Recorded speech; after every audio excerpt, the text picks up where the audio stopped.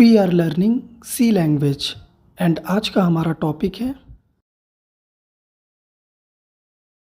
सी programming में। आज का हमारा लेक्चर नंबर 2 है डेटा टाइप। इस वीडियो में हम डिस्कस करेंगे what is data type. Full explanation में डेटा टाइप के टाइप्स, उनका स्टोरेज और डेटा टाइप का यूज़ क्या होता है, इन सभी चीज़ों को हम डिटेल्ड में डिस्कस करेंगे। तो सबसे पहले डेटा टाइप होता क्या है आपको ये पता होना चाहिए। C language is strictly typed programming language.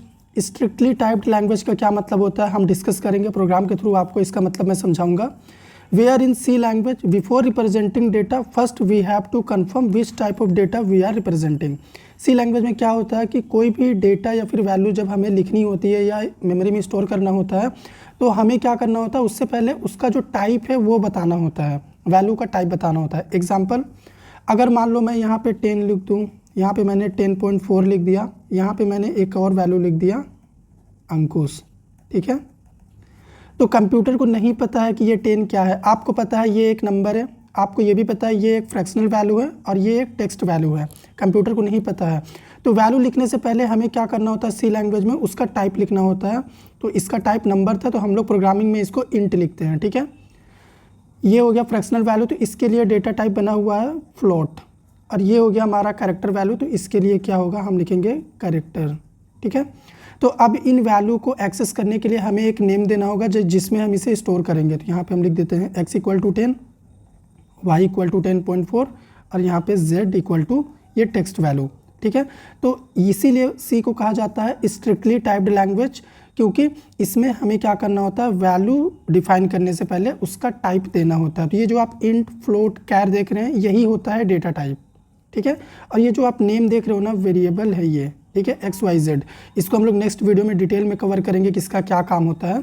लेकिन अब ये वैल्यू को हमने क्या कर दिया है, टाइप डिफाइन करके एक नेम प्रोवाइड कर दिया और उस नेम में स्टोर कर दिया है। अब इस नेम के थ्रू हम इसे एक्सेस कर सकते हैं, ठीक है। तो यहाँ पे नोट में देखो क्या लिखा हुआ है, each data type requires different amounts of memory. इसका क्या मतलब हुआ कि यहाँ पे हम आपको समझाते हैं अच्छे से, ठीक है।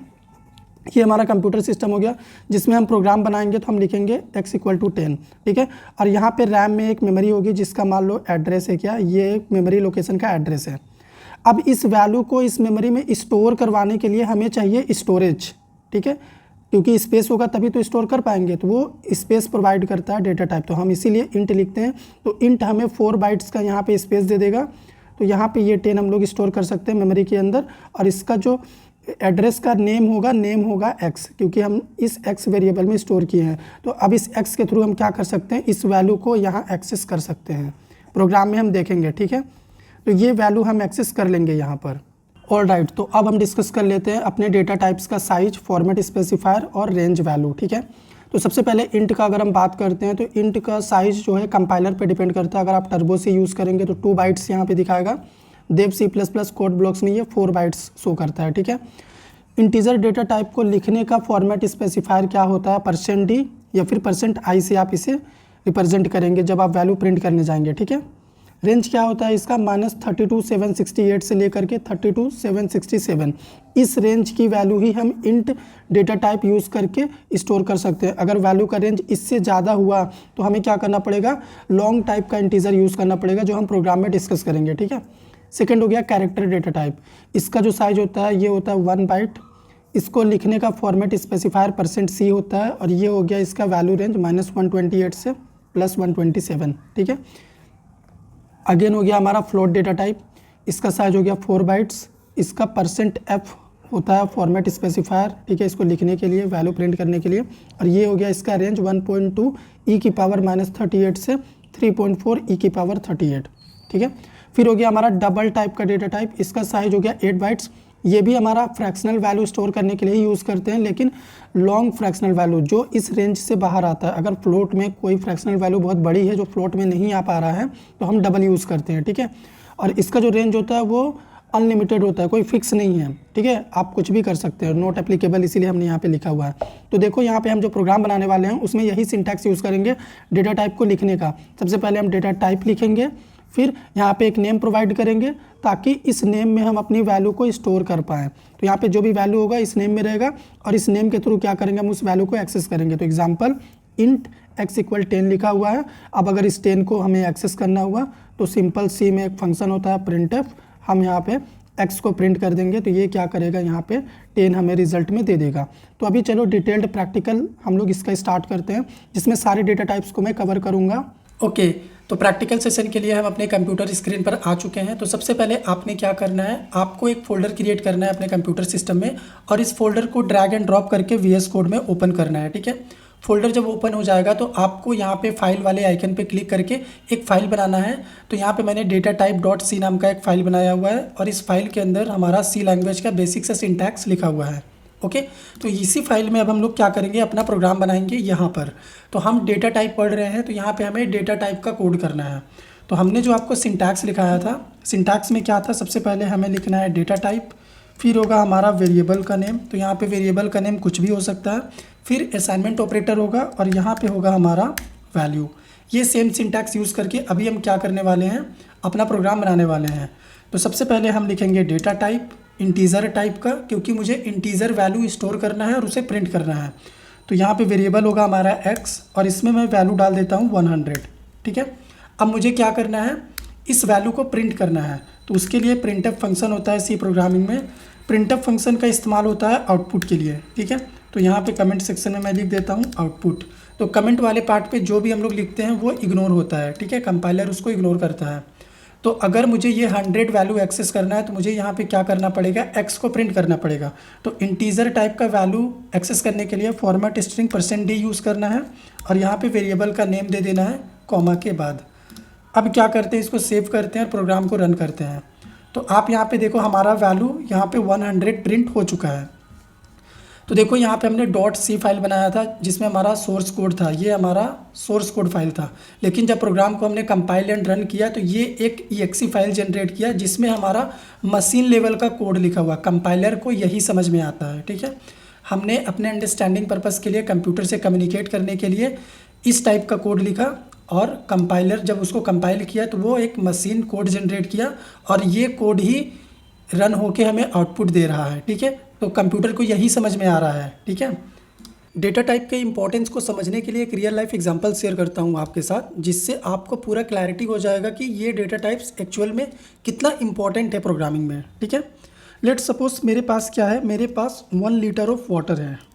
ठीक है, अब मुझे ये 1 लीटर ऑफ वाटर को स्टोर करना है तो मुझे क्या चाहिए होगा, मुझे चाहिए होगा स्टोरेज, यानी एक कंटेनर चाहिए होगा जहाँ पे मैं ये अपना 1 लीटर ऑफ वाटर रख सकता हूँ। तो लेट सपोज मेरे पास एक कंटेनर है बोतल। ठीक है, अब ये जो बोतल है इसका जो साइज कैपेसिटी है वो क्या होना चाहिए, बोतल का जो साइज कैपेसिटी है वो greater than equal to 1 litre होना चाहिए। क्यों, तभी तो ये हम अपना मटेरियल इसमें स्टोर कर सकते हैं। ठीक है, अब बोतल में वाटर है तो क्या करेंगे, इसको एक नेम हम प्रोवाइड कर देंगे जो कि होता है। तो ये जो बोतल है ये हमें स्टोरेज प्रोवाइड करता है। तो ये हो गया डेटा टाइप प्रोग्रामिंग में। ये बिस्लेरी हमारा वेरिएबल हो गया और ये हो गया हमारा 1 लीटर ऑफ वाटर यानी वैल्यू। अगर इस वैल्यू को एक्सेस करना है तो बस हमें इस नेम को यूज़ करना है, ये एक्सेस हो जाएगा। ठीक है, तो ये रियल लाइफ एग्जांपल है। उम्मीद करते हैं आपका सारा डाउट क्लियर हो गया होगा कि डेटा टाइप एक्चुअल में कितना इंपॉर्टेंट होता है प्रोग्रामिंग में। अब हम क्या करते हैं, लेट सपोज अगर मुझे टर्मिनल में वैल्यू इनपुट लेना है तो मुझे क्या करना पड़ेगा, मुझे यूज़र से वैल्यू इनपुट करवाना पड़ेगा। तो उसके लिए एक स्कैनअप फंक्शन होता है सी प्रोग्रामिंग में।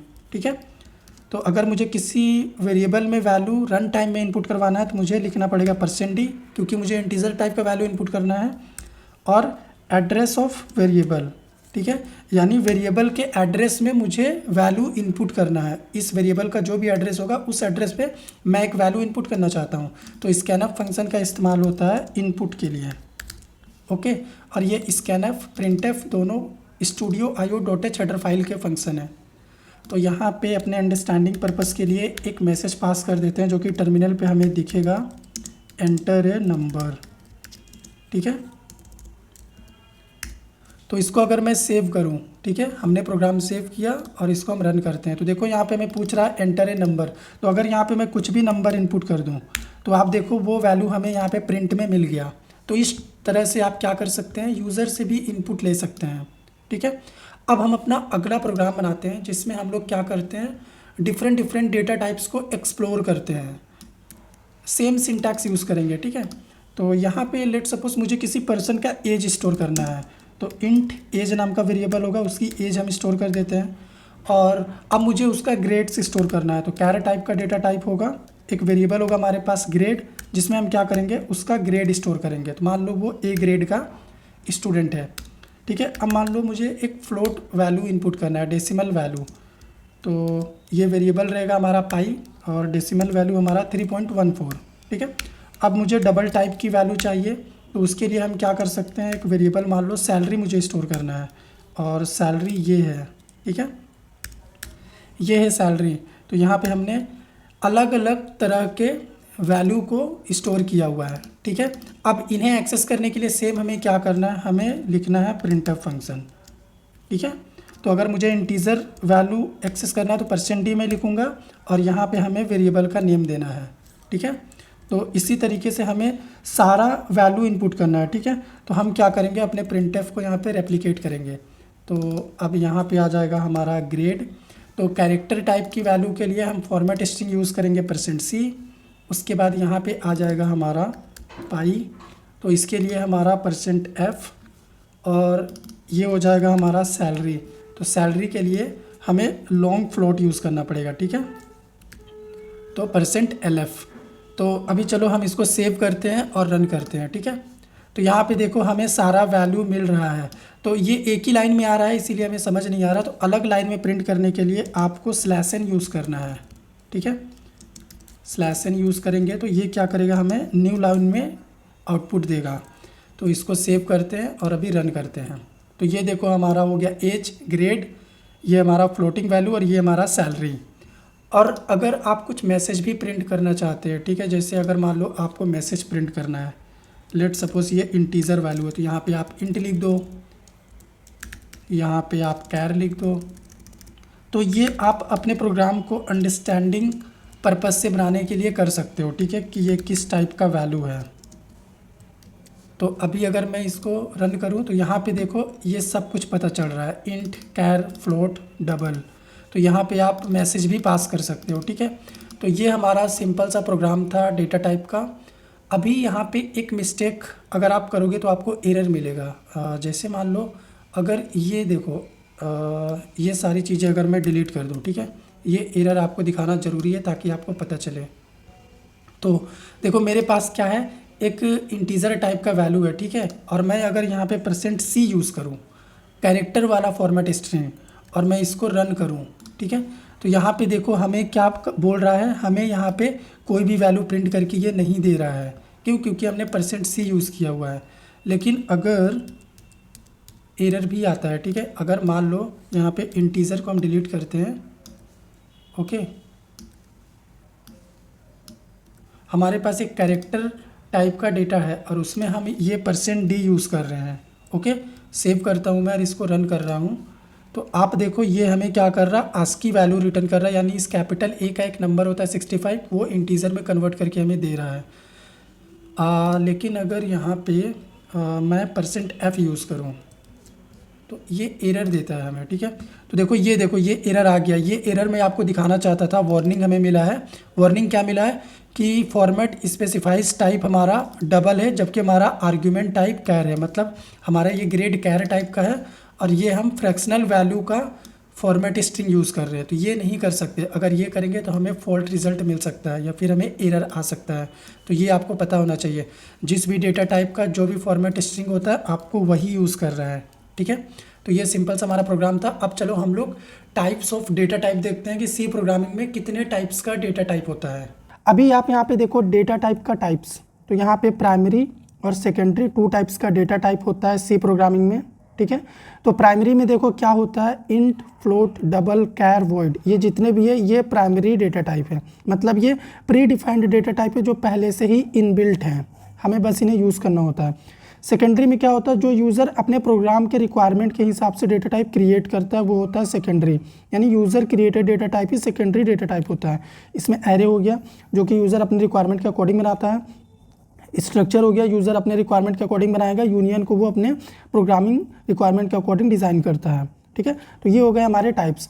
अब चलो हम क्या करते हैं, सिंपल सा एक अच्छा सा एग्जाम्पल देख लेते हैं प्रोग्राम बना के डेटा टाइप्स का, जिसमें हम डिटेल्ड में इन सभी चीज़ों को प्रैक्टिकली आपको समझा देते हैं। ओके, तो अब हम जो प्रोग्राम बनाएंगे उसमें हम लोग क्या करेंगे, डेटा टाइप्स के साइज को फाइंड करेंगे। ठीक है, कि कैसे हम लोग सी प्रोग्राम के थ्रू हर एक डेटा टाइप के साइज को आइडेंटिफाई कर सकते हैं। तो प्रिंटफ फंक्शन में हमें क्या लिखना है, हमें यहाँ पे सिंपल लिखना है साइज ऑफ ऑपरेटर। ठीक है, और हमें जिस भी डेटा टाइप का साइज चाहिए होगा हमें बस यहाँ पे लिख देना है वो। ओके, तो हमें इंटीजर का साइज चाहिए तो हमें इसका फॉर्मेट स्ट्रिंग भी यूज़ करना पड़ेगा, तभी जाके ये हमें आउटपुट दिखाएगा। तो यहाँ पे हमें %d लिखना पड़ेगा।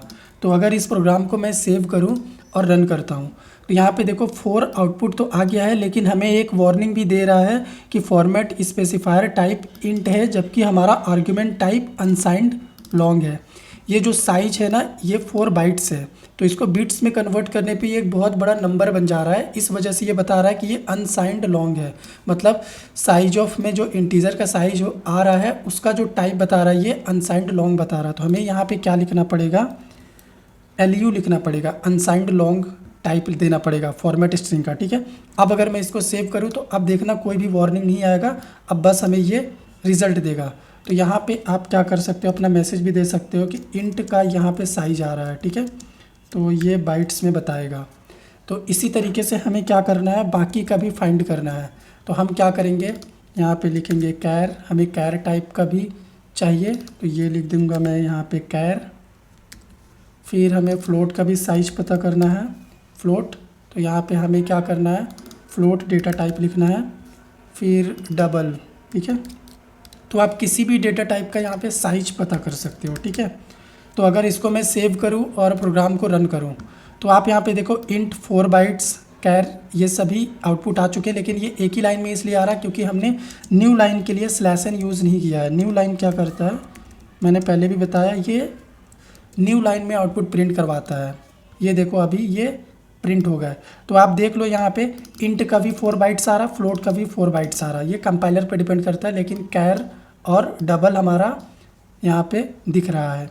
तो इस तरीके से आप क्या कर सकते हैं, किसी भी डेटा टाइप का साइज पता कर सकते हैं। ठीक है, अब हमें करना क्या है, रेंज फाइंड करना है कि किसी भी डेटा टाइप का रेंज कैसे पता करेंगे हम, कि इंटीजर डेटा टाइप का जो हमने रेंज लिखवाया था वो सही है कि नहीं। अगर आपको चेक करना है तो प्रोग्राम में आप कैसे करोगे, तो उसके लिए आपको अगेन प्रिंटफ लिखना है। तो यहाँ पे हम पहले से ही अपना मैसेज दे रहे हैं कि ये इंटीजर टाइप का रेंज मैं यहाँ पे लिख रहा हूँ। ठीक है, तो ये होगा हमारा %d मिनिमम रेंज, फिर %d ये मैक्सिमम रेंज के लिए /n लगा देता हूँ न्यू लाइन के लिए। उसके बाद यहाँ पे हमें क्या लिखना है, यहाँ पे हमें लिखना है कैपिटल में इंट _min। ठीक है, उसके बाद क्या करना है, हमें फिर से लिखना है इंट _max। तो ये हम तभी यूज़ कर सकते हैं जब हमें क्या करना पड़ेगा, हेडर फाइल इंक्लूड करना पड़ेगा, हैज़ इंक्लूड, यहाँ पे लिखना है हैज़ इंक्लूड limits.h। उसके बाद क्या करना है, हैज़ इंक्लूड float.h। ठीक है, ये हेडर फाइल अगर हम लिखेंगे तभी हम लोग क्या कर सकते हैं, यहाँ पे अपनी वैल्यू को एक्सेस कर सकते हैं। तो यहाँ पे ये हमें अभी भी एरर दे रहा है। ओके, तो ये एरर चला गया। ठीक है, तो इसी तरीके से हमें बाकी डेटा टाइप का भी क्या करना है, रेंज पता करना है। तो हम यहाँ पे क्या करेंगे, कैर का लिखेंगे। ठीक है, तो कैर के लिए भी हम %d ही यूज़ करेंगे क्योंकि नंबर के फॉर्मेट में ही हमें वैल्यू चाहिए। ठीक है, बस यहाँ पे हमें क्या करना है, इंट के जगह पे कैर लिखना है।